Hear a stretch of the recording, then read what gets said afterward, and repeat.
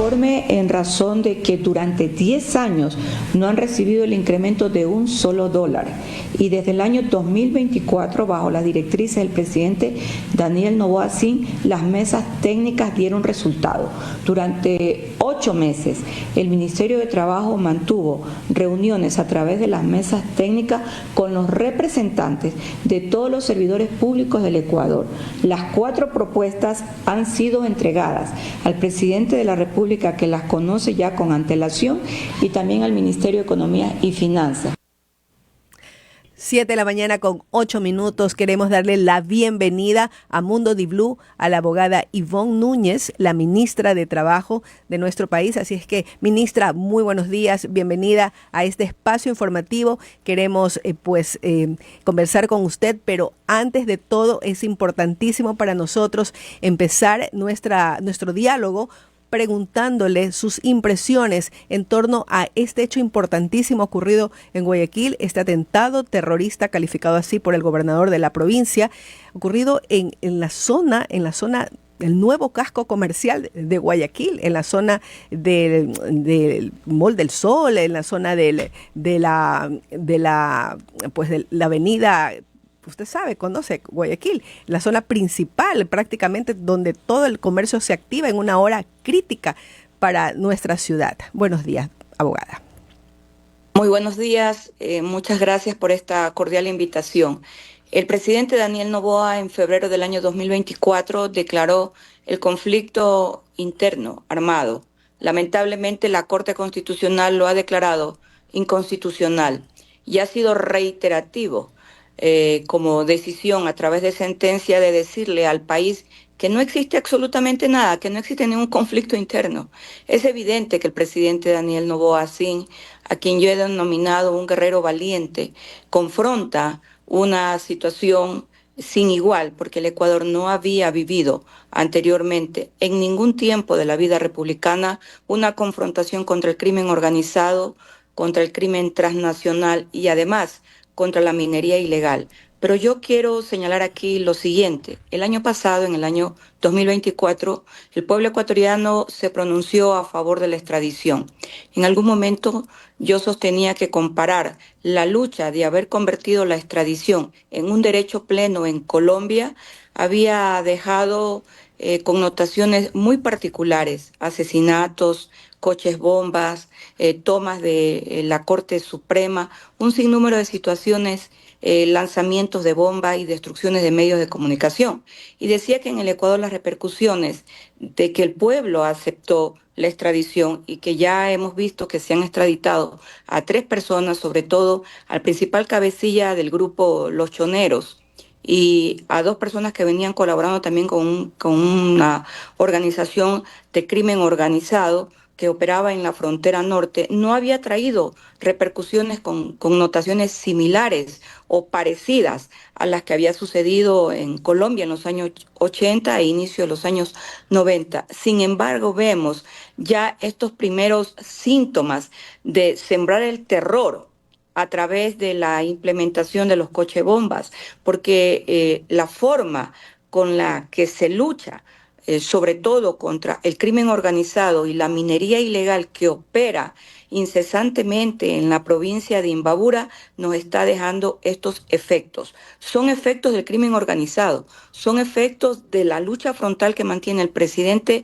Daniel Noboa Sin, junto con las Fuerzas Armadas y la Policía Nacional. Y una vez más, yo lo denuncio el día de hoy. El silencio cómplice de los que llamaron al paro nacional, encabezados por un dirigente indígena, el señor Vargas.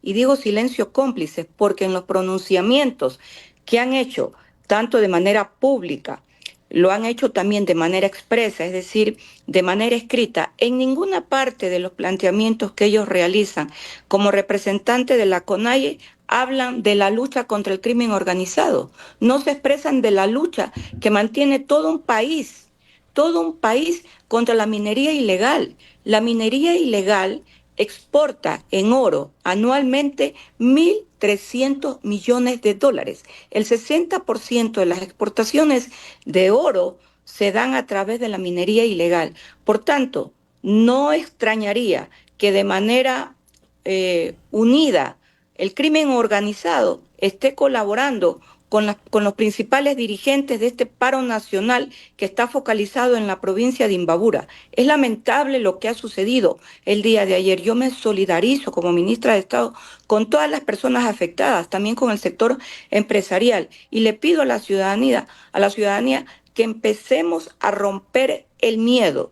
El miedo ahonda las pasiones, pero el miedo también refugia a las personas en sus domicilios. Hay que enfrentar el miedo incluso a través de las redes sociales, aprenderles a responder y decirles que no representan a los ecuatorianos, que lo que representan son intereses, incluso intereses cómplices.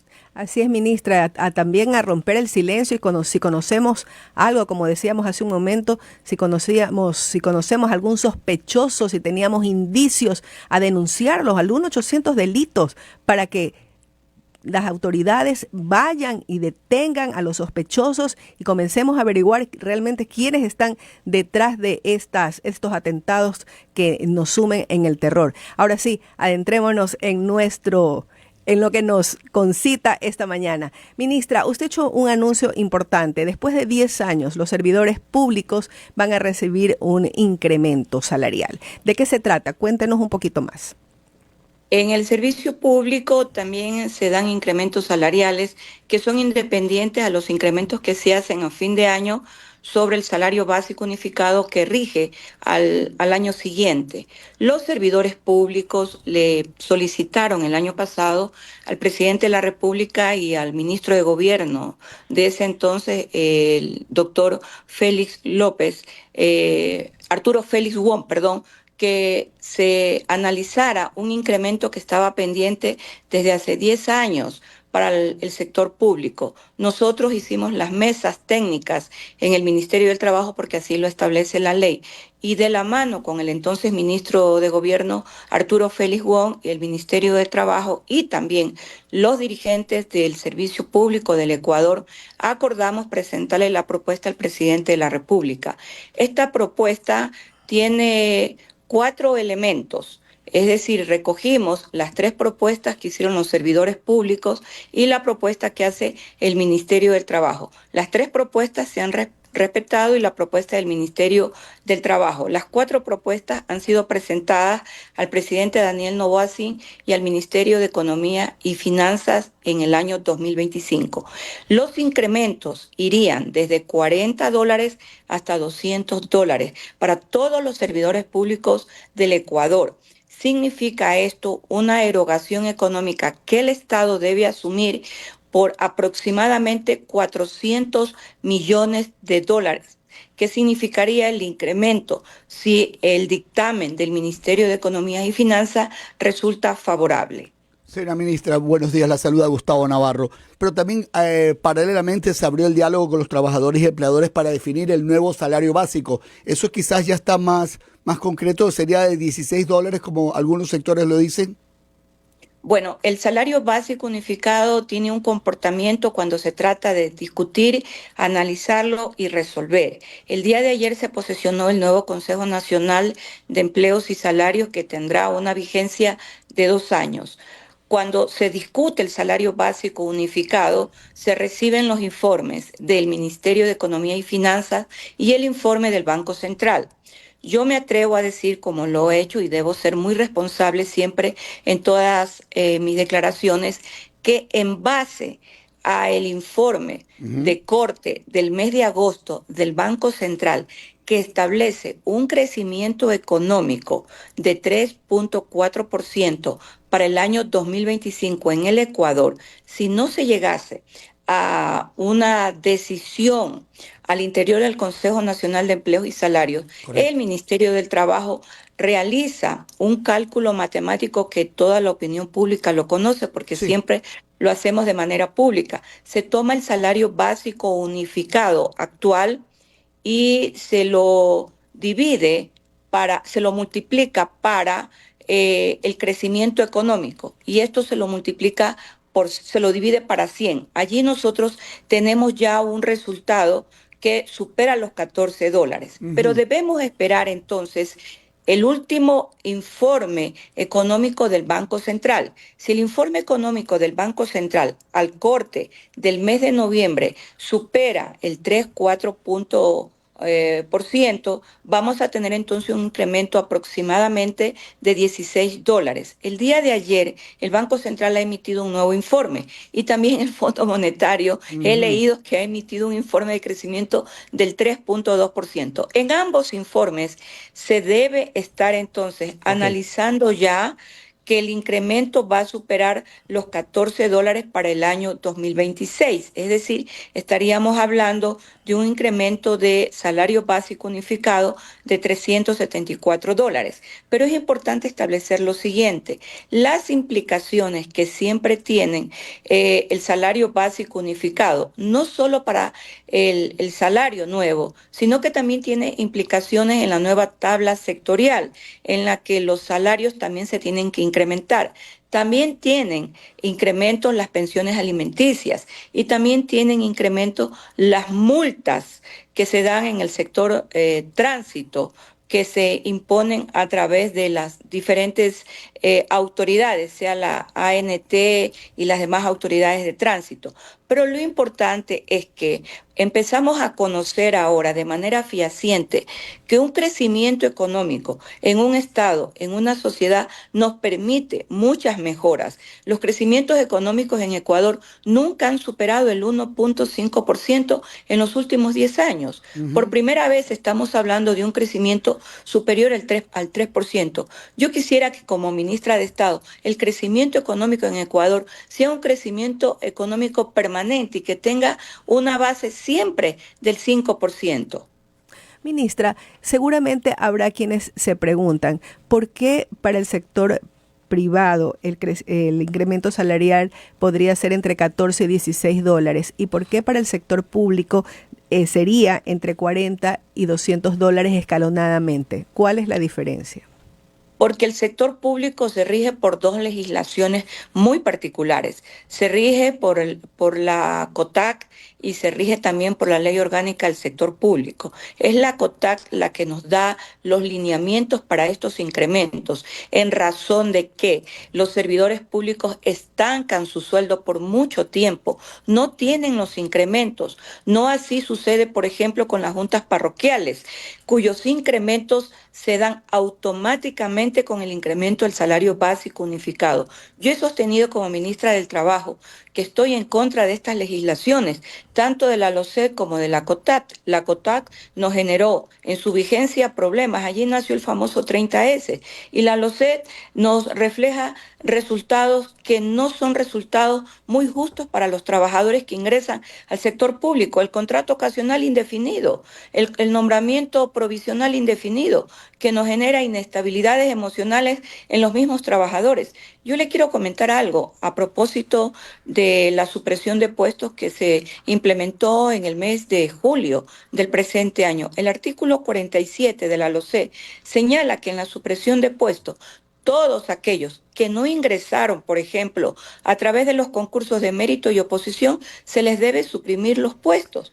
Si yo aplicara esta disposición que está en la LOCET, y que, por cierto, no solo me opongo a esta disposición, sino a toda la normativa, que es una confusión, todos los servidores públicos del Ecuador, en un número aproximado del 90%, tienen que suprimírseles sus puestos.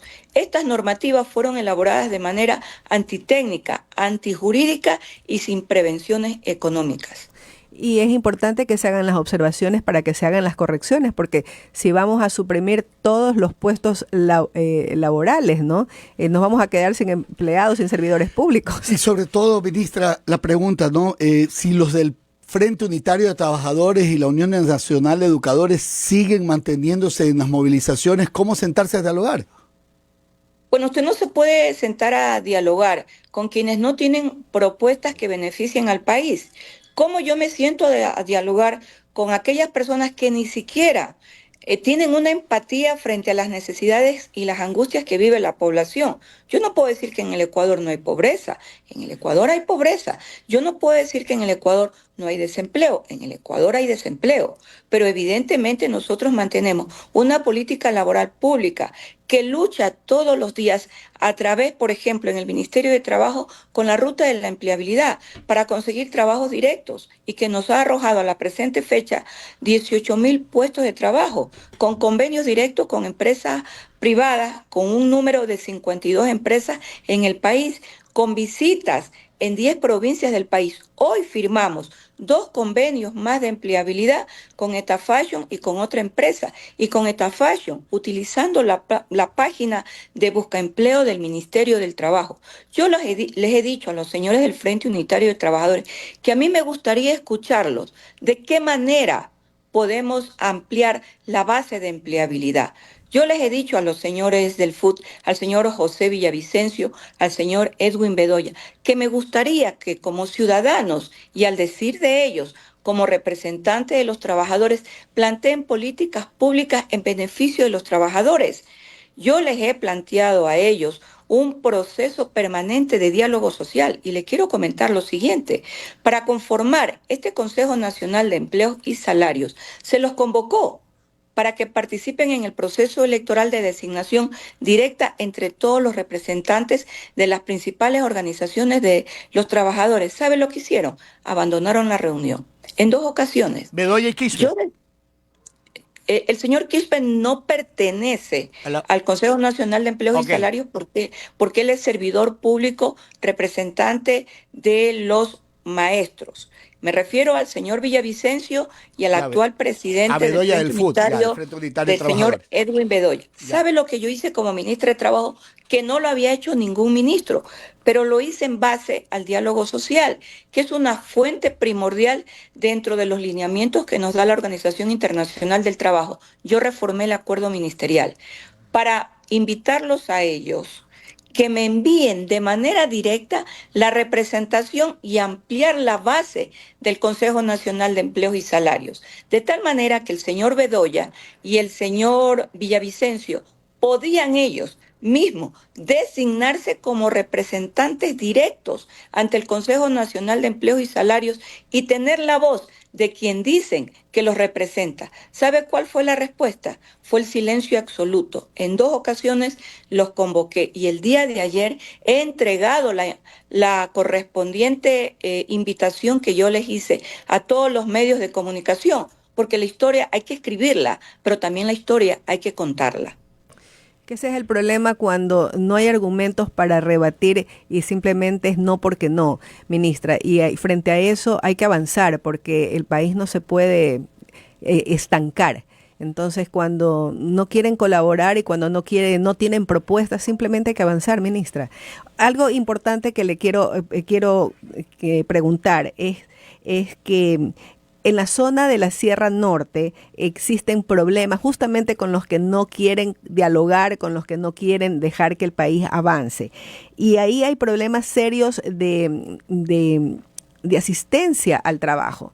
Los empresarios no pueden contar con sus trabajadores, los trabajadores que quieren ir a las fincas, a las florícolas, no pueden ingresar, no pueden ir. Entonces, no solamente eso, también a las haciendas, bueno, en fin, realmente ya se está haciendo un problema serio. Y ahora, pues, ellos están preguntando, ¿no? ¿Qué vamos a hacer? Por ahí leí, me parece, que van a tener que irse a vacaciones obligadas. ¿Cómo es ese sistema que van a aplicar? Bien, yo le agradezco por su pregunta. No es que se van de vacaciones obligadas. Las vacaciones no son obligadas. Están en el Código del Trabajo y uno simplemente las programa, pero también las puede acumular. Sin embargo, después de haber conversado de manera directa con los representantes del sector florícola a nivel nacional, que son los más afectados en la provincia de Imbabura, al igual que las fábricas textiles, llegamos a un acuerdo. Que se acojan a vacaciones los trabajadores, aquellos trabajadores que se pueden acoger. Pero lo principal, que no se denuncie a través de la acción administrativa de visto bueno, para que no pierdan los puestos de trabajo, porque es evidente que en muchos casos no han podido acudir durante más de 3 días a sus puestos de trabajo. Y el artículo 172 del Código de Trabajo permite presentar el visto bueno cuando la conducta del trabajador se va adecuando a esta normativa y a esta causal, no asistencia o inasistencia injustificada. Yo les dije a los empresarios que allí existe una prueba frente a una posible presentación de trámite de visto bueno, que la prueba es que son hechos públicos y notorios las paralizaciones y también las tomas de carreteras, lo cual evidentemente impiden en el sector florícola poderse presentar en sus puestos de trabajo. Les quiero comentar una noticia muy buena. Hasta el día de ayer, ningún empresario había presentado ninguna solicitud de visto bueno en la provincia de Imbabura en contra de ningún trabajador, lo cual me anima. ¿Por qué? Porque significa que el diálogo es el camino correcto cuando nos encontramos frente a estas eventualidades, conocidas también como caso fortuito o fuerza mayor. Y yo soy muy solidaria con el sector empresarial, porque además ellos tienen que cumplir compromisos. Los procesos de cosecha de las flores básicamente van al sector de exportación. Los contenedores tienen que dirigirse directamente a las fincas para poder trasladar las rosas, las flores y las rosas también de verano a el exterior, y lo hacen mediante las carreteras. En Cayambe ha sido un problema mayúsculo, al igual que ha sucedido en la ciudad de Ibarra. Muchísimas gracias, ministra, por sus conceptos y esperamos poder tener una futura ocasión aquí en Mundo de Blue. Le agradecemos sus palabras.